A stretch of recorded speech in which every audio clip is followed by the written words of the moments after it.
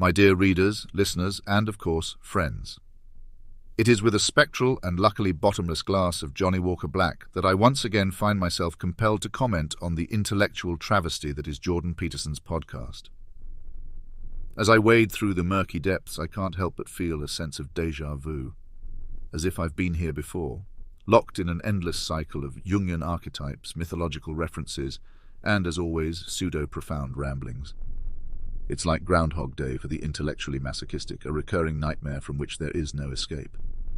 But fear not, dear reader, for I have girded my ghostly loins, and steeled my resolve to once again plunge into the abyss, all in the hopes of shining a light of reason and clarity into the impenetrable fog of Peterson's pontifications. So join me, if you will, on this journey through the twisted labyrinth of the good professor's mind, as we attempt to separate the wheat of genuine insight from the chaff of Jungian jabber and Campbellian cant. And if we should lose our way, let us remember that even in the darkest of times, the light of reason and the compass of critical thinking will always guide us back to the path of truth. Onwards, then, into the belly of the beast.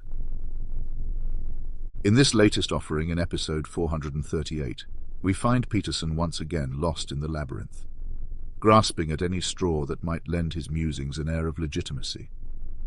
From his tortured interpretation of Egyptian deities to his insistence that the biblical God is the spirit that unifies moral systems, Peterson's rambling ruminations read like a Mythology 101 term paper written under the influence of an especially potent batch of psilocybin mushrooms. But wait, a glimmer of hope appears in the form of Daniel Dennett, valiantly trying to steer the conversation back to the realm of reason and empiricism. Dennett rightly points out that ethics has largely been secularized, and that we can ground moral truths in logic, game theory, and the sciences of the mind, not in some imagined transcendent realm of gods and goblins.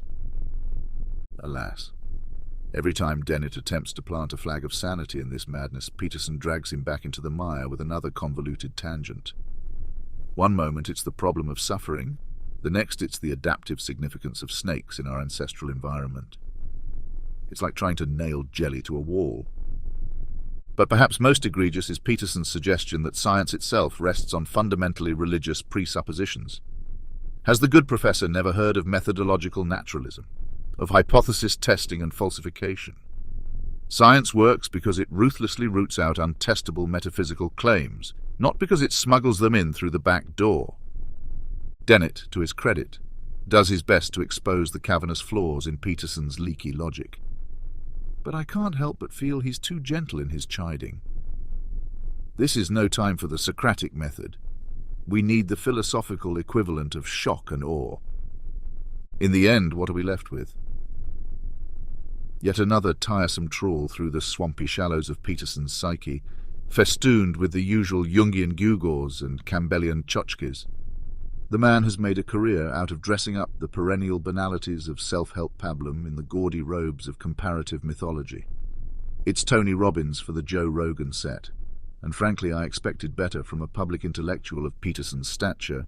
If we are to truly grapple with the great existential questions of our age, from the rise of artificial intelligence to the threat of ecological collapse, we need the unflinching gaze of reason, not the misty-eyed mythologizing of Jung and his acolytes. And while I applaud Dennett for trying to shine the light of sanity into Peterson's Stygian gloom, I fear he may be too much the gentleman for this particular battle. Peterson may have made a splash with his neo-traditionalist posturing and his attacks on the postmodern, neo-Marxist bogeyman, but in the end, his intellectual project is built on a foundation of sand.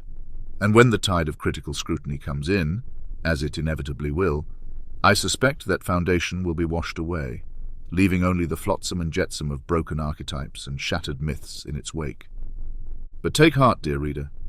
The Enlightenment project is not so easily derailed by the obfuscatory incantations of Peterson and his ilk. As long as there are minds like Dennett's willing to champion reason, science, and secular humanism, all is not lost.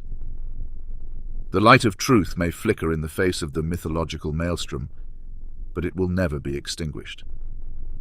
So let us raise a glass of Johnny Walker to Dennett, to the Four Horsemen, and to all who fight the good fight against irrationality and obscurantism. And to Professor Peterson, I say this: Put down the Jung and pick up a statistics textbook. You might be surprised at how liberating the world looks without those archetype-tinted glasses.